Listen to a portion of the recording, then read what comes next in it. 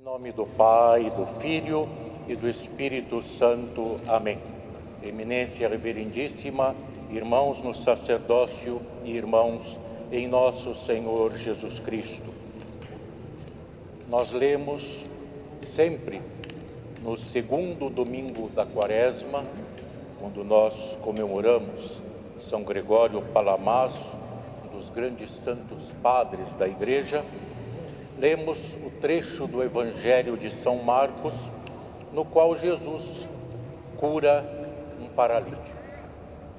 Jesus curou muitos paralíticos, curou muitos doentes e até ressuscitou mortos. E agiu sobre a natureza também.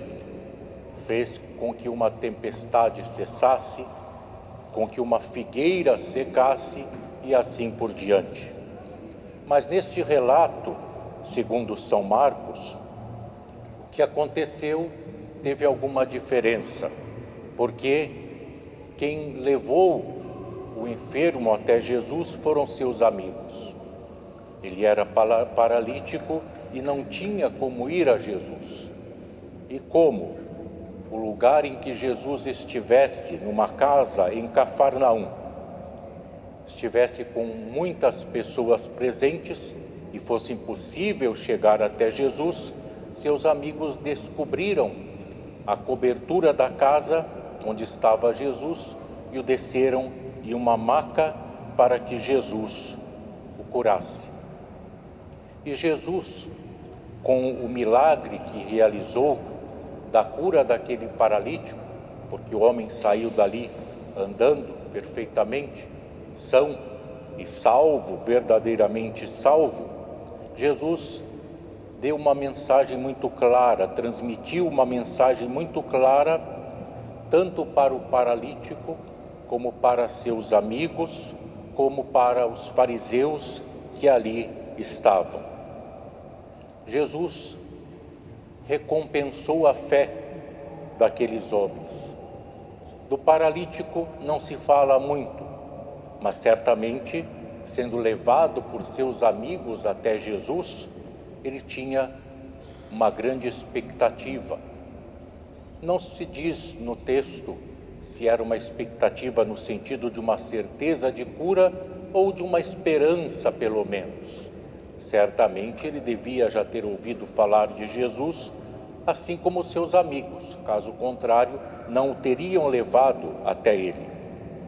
E aquele gesto fraterno, aquele gesto de misericórdia, de compaixão, de levar até Jesus alguém que precisava da sua graça, alguém que precisava ser socorrido pelo seu poder, foi um gesto de fé, de verdadeira fé. E Jesus reconheceu isso, porque o texto diz que ao ver a fé deles, daqueles 4 homens, Jesus disse ao paralítico: Filho, os teus pecados estão perdoados. Jesus não disse imediatamente: toma o teu leito e anda, levanta-te, sê curado. Não. De uma forma totalmente diferente também neste milagre, Jesus diz ao homem: os teus pecados estão perdoados. E os fariseus que ali estavam ficaram escandalizados e murmuravam entre si: como pode esse homem falar assim? Ele blasfema. Quem pode perdoar pecados senão só Deus? E eles estavam corretos. Quem pode perdoar pecados senão só Deus? Nós perguntamos e afirmamos também hoje. Só Deus pode realmente perdoar os pecados. E Jesus, ao perdoar os pecados daquele homem, reclamava para si a divindade e dava provas da sua divindade. E para provar isso aos seus opositores que ali estavam, ele curou o homem. E perguntou se era mais fácil dizer a ele: os teus pecados estão perdoados, ou levanta-te, toma a tua maca e vai para casa. Jesus então disse ao homem que se levantasse, tomasse a sua maca e fosse para casa, e assim ele fez, provando que Jesus tinha o poder de perdoar os pecados. E foi o que Jesus quis provar segundo as suas próprias palavras, para que saibais que o Filho do Homem tem na terra poder de perdoar os pecados. Jesus, aquele homem, respondeu com a cura. Aos amigos daquele homem, respondeu atendendo ao seu pedido. E aos fariseus respondeu, provando que ele era verdadeiramente divino e tinha o poder de perdoar os pecados. E até para o povo, aquilo foi uma mensagem muito grande, aquele milagre, porque eles disseram: nunca vimos coisa igual. Por quê?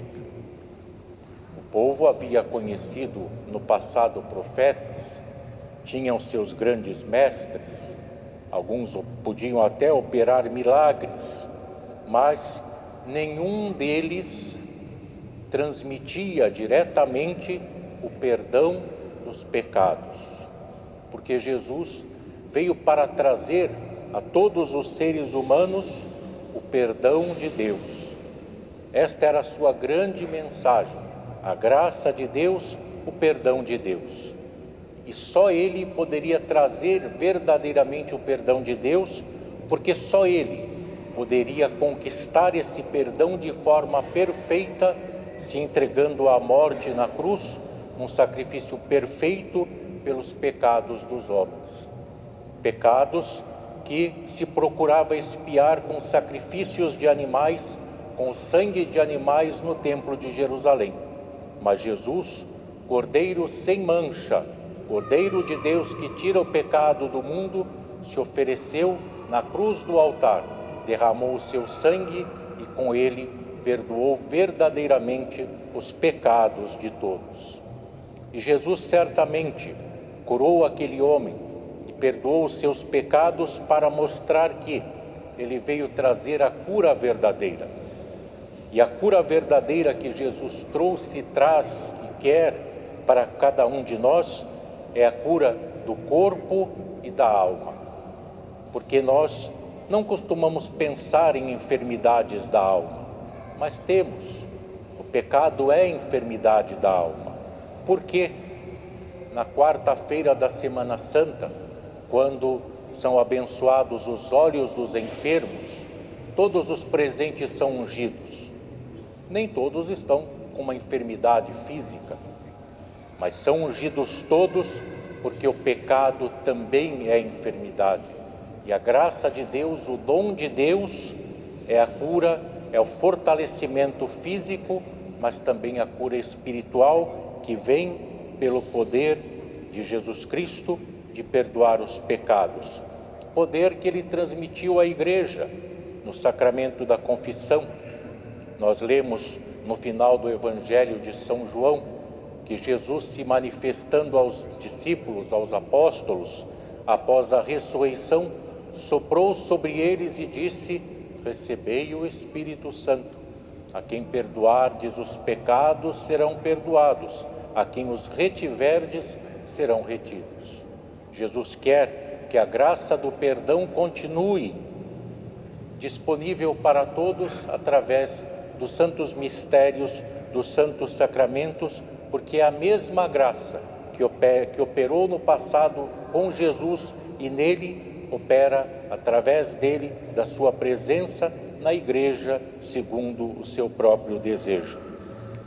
E nós devemos sempre nos lembrar de que as nossas enfermidades são momentos de reflexão, como nós tivemos uma terrível pandemia, para nos lembrarmos de como somos dependentes de Deus, de como precisamos dele, de como os nossos recursos são limitados, de como os nossos esforços são limitados se não pudermos contar com o seu socorro.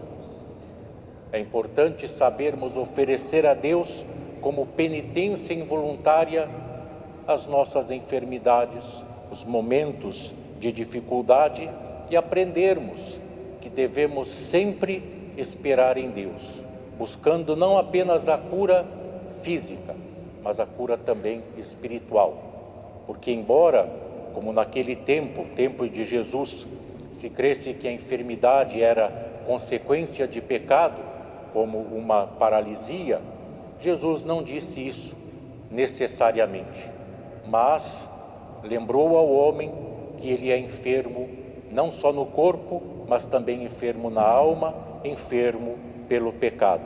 E que nós busquemos sempre, que saibamos buscar e receber a graça de Jesus Cristo, o seu perdão, a cura para nossas almas. Em nome do Pai, do Filho e do Espírito Santo.